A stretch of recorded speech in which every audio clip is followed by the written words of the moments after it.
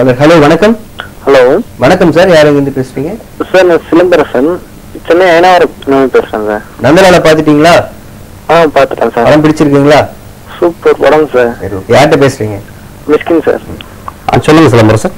Hello சொல்லுங்க sir, நான் சிலம்பரசன். சொல்லுங்க சார். நான் சென்னை ஐநாவரம் பேசுறேன். சொல்லுங்க. உங்க கடந்த 2 படத்தையும் நான் பார்த்திருக்கேன். அஞ்சாவது சித்திரம் பேசுதாடி. சரிங்க. ஆக்சுவலா அஞ்சாவது படம் பார்த்துட்ட பிறகு எனக்கு ரொம்ப ஏக்கம் இருந்தது உங்க படத்து மேல. ஏன்னா அதுல ஒரு சீன் இருக்கு பாத்தீங்களா, அந்த அப்பா பஸ் ஸ்டாண்ட்ல நின்றுட்டு இருப்பாரு, அந்த பொண்ணு வந்து லுங்கியோட வண்டியில இறக்கி விட்டு போவாங்க. ஆமாங்க ஆமாங்க. அப்போ ஒரு அப்பாவோட ஏக்கம் எப்படி இருக்கும்னு சொல்லிட்டு அந்த படத்துல காட்டினீங்க. சொல்லுங்க. இந்த படத்துல ஒரு பையன் ஒரு அம்மாவோட பாசத்துக்கு எவ்வளவு ஏங்குறான் அப்படின்னு தெளிவா காட்டிருக்கீங்க. இந்த படத்தை நான் 3 நாள் தொடர்ந்து போய் பார்த்திருக்கேங்க இந்த படத்தை. ஓ அப்படிங்களா, ரொம்ப நன்றிங்க. இந்த படத்துல ஆக்சுவலா எனக்கு மேரேஜ் ஆயிடுச்சு. என்னோட வைஃப் வந்து என்னை விட்டு பிரிஞ்சுட்டாங்க. சந்தர்ப்ப சூழ்நிலை, குடும்ப சூழ்நிலை அப்படின்னு சொல்லிட்டு பிரிஞ்சுட்டாங்க. சரிங்க. அவங்க நான் சமீபத்துல சந்திச்சேன். இந்த படத்துக்கு தான் நான் கூட்டிட்டு போயிட்டு காட்டினேன் அவங்கள. அவங்களால படம் பார்த்துட்டு முடியல, அழுகுறாங்க. நானே எமோஷனல் ஆயிட்டு அழுதுட்டேன். நான் கடந்த 2 வாட்டியும் ஃபர்ஸ்ட் டைம் 2 வாட்டி பார்க்கும்போது அழுதுட்டேன். அடுத்து லாஸ்ட் டைம் 3ஆவது வாட்டி கூட்டிட்டு போகும்போது அவங்க அழுதுட்டாங்க. அவங்க அழுதுட்டு என்னாலும் தாங்க முடியல. இந்த படம் வந்து படம் பார்த்துட்டு வெளியே வரும்போது ஏதோ ஒரு ஏக்கம் மனசுல இருக்குது. அது நீங்க எப்படி எடுத்திருக்கீங்க அப்படின்னு சொல்லிட்டு சில பேர் சொல்லுவாங்க. இப்ப லாஸ்ட் டைம் கூட கால சொன்னாரு, முன்னைய படத்தோட பாதிப்பு கால் ஷாட்ல இருக்கு, கால் நடக்கிறத பார்த்தா முன்னைய படத்தோட இது இருக்குன்னு சொல்லிட்டு உங்களோட பிளஸ்ல அந்த கால்ல ஷாட் காட்டுறது தான் சார். உங்களோட டென் செட், அதாவது சேரன் கூட ஒரு பேட்டியில் சொன்னாரு, மிஸ்கினோட 10 செட்டே வந்து அந்த காலில் காட்டுறது தான். நீங்க கூட சொன்னீங்க அஞ்சாவது படத்துல அந்த பொண்ணு ட்ரெஸ் மாட்டு அந்த ஸ்கீவ் வழியா காட்டி கவர்ச்சி காட்டினா எனக்கு 60 ரூபாய் இருந்தது. அப்படி யோசிக்கும் மொத்தம் இந்த ஷாட் வந்தது அப்படின்னு சொல்லிட்டு நீங்க சொல்ற சில நிறைய விஷயத்த நான் ஃபாலோ பண்ணிட்டேன். இந்த படத்தை பார்த்துட்டு ஃப்ரெண்டுக்கு பைசா கொடுத்து நீ போயிட்டு இந்த படத்தை பாரு நல்லா இருக்கும் அப்படின்னு சொல்லிட்டு தான் ஒரு தரமான படம் அப்படின்னு நீங்க சொல்லியிருந்தீங்க. நான் பண்ணிருக்கேன் சார் அந்த விஷயத்த. இப்போ என்னோட ஃப்ரெண்ட்ஸுங்க பைசா கொடுத்து நீ போயிட்டு அந்த படத்தை போய் பாரு சூப்பரா இருக்கும் அப்படின்னு சொல்லிட்டு நான் சொல்லியிருக்கேன். அப்புறம் நீங்க புக்ஸ் நிறைய புக்ஸ் படிங்க சார், அப்பதான் நிறைய விஷயம் நாலேஜ் கத்துக்க முடியும் அப்படின்னு நான் சொல்லியிருக்கீங்க. இப்ப நான் அந்த விஷயத்த நான் பின்பற்றினேன். நன்றி சிலம்பரசன், ரொம்ப சந்தோஷமா இருக்கு. உங்க மனைவியோட நீங்க இணைந்து வாழ வேண்டும், அழகான வாழ்க்கை வாழ நான் ஆண்டவனை பிரார்த்திக்கிறேன். என் படத்தை வந்து இவ்வளவு ஆழ உங்க மனசுல போயிருக்கு. இன்னும் பாப்பேன் சார்.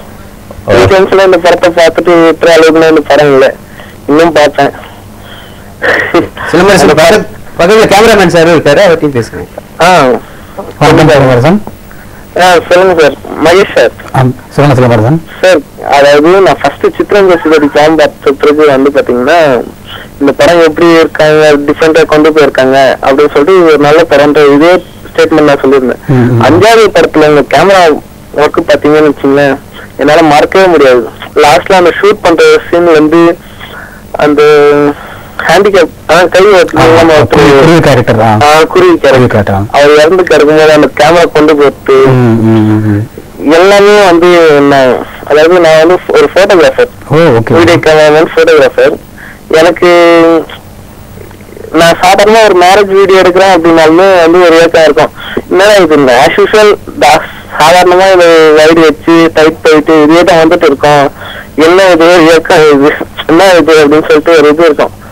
உங்க கேமரா பார்க்கும்போது என்ன பண்ண முடியும் யோசிச்சு பண்ணுங்க. நிறைய நம்மளால அச்சீவ் பண்ண முடியல அப்படின்ற சிலம்பரசன் எப்படின்னா, இப்ப எல்லாரும் இயக்குனர் ஆகணும், எல்லாம் கேமராமேன் அவசியம் இல்லை. இப்ப நீங்க கல்யாணம் எடுக்கிறீங்கல்ல, கல்யாணத்துல இன்னும் வந்து என்ன அழகா இதுவரையும் யாரும் என் போல எடுத்திருக்க முடியாது நினைச்சுக்கிட்டு பண்ணுங்க, நிச்சயமா சாதிக்க போறீங்க, சிறப்பா. இப்ப நம்ம செய்யும் தொழில நம்ம சந்தோஷமா ஒரு செருப்பு தைக்கிறவர் கூட அந்த செருப்பை அதாவது வந்து ஆபிரகாம் லிங்கனுக்கு வந்து அவங்க அப்பா கடிதம் எழுதினாராம், மகனே உலகத்திலே உனக்கு கக்கூஸ் கூட்ட தொழில் தான் கிடைச்சிருந்தா கூட உலகத்திலே உன்னையோட யாரும் கக்கூஸ் கூட்ட கூட அந்த மாதிரி அழகா நீ கூட்டணும் அப்படின்னு சொன்னாராம். சோ நீங்க புரியுங்க, அதாவது செய்யும் தொழில் தான் தெய்வம். இப்ப நான் 72 தொழில் பண்ணிட்டு என்ன பண்ணிட்டேன், எனக்கு எல்லாம் பிடிக்காம எனக்கு வந்துட்டேன். இப்ப இந்த தொழில் தான் கேமரா ஒர்க்குன்னு அதுக்கான குவாலிட்டியான ஒர்க்கா வரணும்ல. இல்ல பரவாயில்ல அப்படியே இல்ல, நீங்க குவாலிட்டின்றது நீங்க தான் பண்ணணும், நீங்க தான் பண்ணணும். அதை பத்தி கவலையே பண்ணாதீங்க. நீங்க உங்க பெரிய வாழ்த்துக்கள், ரொம்ப நல்ல இதயத்துக்கு சொந்தக்காரரா இருக்கீங்க. ரொம்ப சந்தோஷமா இருக்கு. ரொம்ப நன்றி. உங்க துணைவியா இருக்கும் எனக்கு நன்றியை சொல்லுங்க. நன்றிங்க. Okay Chidambaram, thanks for calling. படம் பார்த்ததுக்கு அப்புறம் இவ்வளவு பெரிய தாக்கத்தை ஒவ்வொருத்தருக்கும் பாதிப்பை ஏற்படுத்தி இருக்கு. ஸோ நாங்களே நானே இன்னும் படம் பார்த்து 1 வீக் சார், என்னாலே இன்னும் இந்த படத்துல இருந்து மீண்டு வர முடியல. அவ்வளோ ஒரு பின்னணி இசை, அவ்வளோ ஒரு டைரக்ஷன். அவர் சொன்ன மாதிரி அந்த கால்ல இருந்து வச்சு கொண்டு போற சார் தான் உங்களோட ஒரு என்ன சொல்றது, உங்களுக்கு ஒரு அடையாளத்தை. நான் ஒரு பாயிண்ட் சொல்றேன். இப்போ பார்த்தா நிறைய படம்ல ஃபுல்லா நிறைய ஃபேஸஸ் பார்க்குறோம், ஃபுல்லா ப்ரோசஸ் பார்க்குறோம். அது கிளிஷே தான், எல்லா டேரக்டரும் ஃபேஸ் காமிக்கணும்னு சொல்ல முடியாது. ஏன்னா நம்ம கால் ஷார்ட் பார்த்து பழக்கப்படலாம், அதனால நமக்கு திரும்பி கால் காமிக்கிற மாதிரி இருக்கு. ஸோ அதுவும் லாங்குவேஜ், அது மூலமாக சொல்ல வரும்போது நம்ம அது ஒரு பயணம் இது. ஸோ நான் அடிக்கடி காலை நான் காட்ட ஆகவே ஆரம்பிச்சலாம், பயணம் இது ஆக்சுவலாக. அப்புறம் ஒரு கதாபாத்திரம் முக்கியமான இடத்துல பரபரம் நடக்கிறோம். ஆக்சுவலாக நீங்க நம்ம பாருங்கன்னா வீட்டில் ஏதாவது ஒரு பிரச்சனையோ இல்லை சந்தோஷம் பண்ணும்போது நம்ம நடப்போம், அடிக்கடி இந்த பக்கம் அந்த பக்கம் நடப்போம். ஆக்சுவலாக ஸோ அதுவே உங்களுக்கு பார்த்தீங்கன்னா அது அது கால்களுக்கு சொந்தமானது. அதனால தான் நான் அடிக்கடி அந்த கால்களுக்கு போகிறேன். ஆக்சுவலாக தெரியுது. இந்த படத்துல பாத்தீங்கன்னா சார் ஹீரோக்கு, அதாவது ஹீரோயினுக்கு ஒரு பெரிய ஓப்பனிங்ஸ் கிடையாது. இப்போ ஹீரோயினுக்கு எடுத்தோம்னா எடுத்தோடனே அவங்க லிப்ஸை காமிக்கிறது, கண்ணை காமிச்சு அவங்களுக்கு ஒரு ஒரு சாங். ஹீரோ அப்படின்னா ஒரு பெரிய ஒரு ஓப்பனிங் சாங். ஸோ அந்த மாதிரி எல்லாம் இல்லாம படம் ரொம்ப சைலண்டா அமைதியா ஒவ்வொருத்தரோட மனசையும் அவ்வளோ ஒரு பாதிப்பு ஏற்படுத்து. ரொம்ப சந்தோஷமா இருக்கு சார். நீங்க ரொம்ப நாளைக்கு அப்புறம் ஒரு நல்ல படம் பார்த்த சந்தோஷம் எங்களுக்கு எல்லாம் கொடுத்துருக்கீங்க. இன்னொரு நேர் லைன்ல இருக்காரு. ஹலோ வணக்கம். ஹலோ சார், நான் மனோஜ் பேசுறேன் சார். மனோஜ் எங்கிருந்து பேசுறீங்க? காஞ்சிபுரத்துல இருந்து பேசுறேன் சார். படம் பாத்துட்டீங்களா? நல்ல நாளா? பார்த்தாச்சு. பிடிச்சிருக்கீங்களா? ரொம்ப பிடிச்சிருக்கு. மிஸ்கின் சார் இருக்காரு, பேசுங்க. Hello sir. வணக்கங்க. மிஸ்கின் சாருங்களா? வணக்கங்க. ஆமாங்க. ரொம்ப சந்தோஷம் சார் உங்ககிட்ட பேசுறதுல. சொல்லுங்க. எனக்கு சந்தோஷம் தான். சொல்லுங்க. சினிமா ரசிகர்களாக சொல்லுங்க. நிறைய சினிமா பார்த்து நிறைய வாழ்க்கை இருக்கு சார். அதிகமா பள்ளிய காலத்துல. ஸோ எதுதான் வாழ்க்கை நான் போன் பண்ணி யாருக்கிட்டையும் கேட்கணும், அவங்கள பாராட்டும் அப்படின்லாம் பேரவே கிடையாது. ஒரு 20 தடவை கூட பார்த்துருக்கேன் அந்த சினிமா. நான் அவங்க உங்களோட டிவியில ஒரு கிட்ட பேசுறேன் என்கிட்ட, எனக்கு இது தெரியும். சரிங்க. ஆனா இப்ப முடியல என்னால அந்த படம் பார்த்துட்டு. உண்மையிலே hats off sir, great sir. நீங்க தேங்க்யூ ஸோ மச்ங்க. Thank you so much. இல்ல எத்தனையோ சில பேர் சாய சொல்றாங்க இந்த ஜாப்பனீஸ் படத்துல இருந்துன்னு. எவ்வளவு பேர் ரீமேக் பண்றாங்க. ஆனா ஒரு ரீமேக் கூட ஒரு சென்சிபிளாவே இருக்காது அதோட பாதிப்பு. பாத்தீங்கன்னா திருப்பி பார்க்கணும்னு சொல்லி ஒரு படைப்பாளி நீங்க ஒரு விஷயத்தை ரசிச்சிருக்கீங்க, இது நான் ரசிச்சதை மற்றவங்களும் ரசிக்கணும் அப்படின்னு சொல்றதுக்காக இந்த மாதிரி சொல்லுவாங்கன்னு உங்களுக்கு ஏற்கனவே தெரியும் இல்லையா? ஆக்சுவலா 2 வருஷத்துக்கு முன்னாடி நான் தான் பேட்டியிலே சொன்னேன். முதல் பேட்டியில படம் வெளிவரதுக்கு முன்பே அந்த பேட்டியில நான் சொன்னேன். ஆக்சுவலா அது இல்லாம என்னுடைய குருவின் படம், அது குருவினுடைய இது. அது நான் திருட நினைக்கவே இல்லை. இப்ப சித்திரம் பேசி பண்ணும்போது என்னுடைய சுய கதை தான், 5வது சுய கதை தான். அதுக்கப்புறம் நான் பண்ணிருக்கேன் அந்த யுத்தம் செய் அது சுயமா இருந்துதான். இதுல சுயமா இது அடுத்த ஒண்ணும் பெரிய விஷயமே இல்லைங்க. இப்ப இல்ல நான் என்ன சொல்ல நிறைய பேர் தவறாக புரிஞ்சுங்க. எப்படின்னா காப்பி, அதாவது ஒரு நல்ல கலைஞன் இன்னொரு கலைஞனை அவமரியாதை பண்ணதுதான் காப்பின்றது. நான் அதை பண்ண மாட்டேன். இல்ல சார், நான் என்ன சொல்ல வரேன்னா, எந்த அளவுக்கு பாதிச்சிருந்தீங்கன்னா இந்த மாதிரி சொல்லுவாங்கன்னு உங்களுக்கு தெரியும். எந்த அளவுக்கு பாதிச்சிருந்தீங்கன்னா நேர்ச்சிருந்தீங்கன்னா அதை நீங்க கொடுத்துருக்கீங்க தைரியமா எவ்வளவு தூரம். சில பேர் தெரியாம கூட சொல்லிடலாம், அதை பார்த்துதான் ஈஸியா பண்ணிடுவாங்க, அதை பண்ணி திருப்பி பண்ணிடலாம், ஒண்ணும் இல்லை அந்த மாதிரி சொல்லுவாங்க.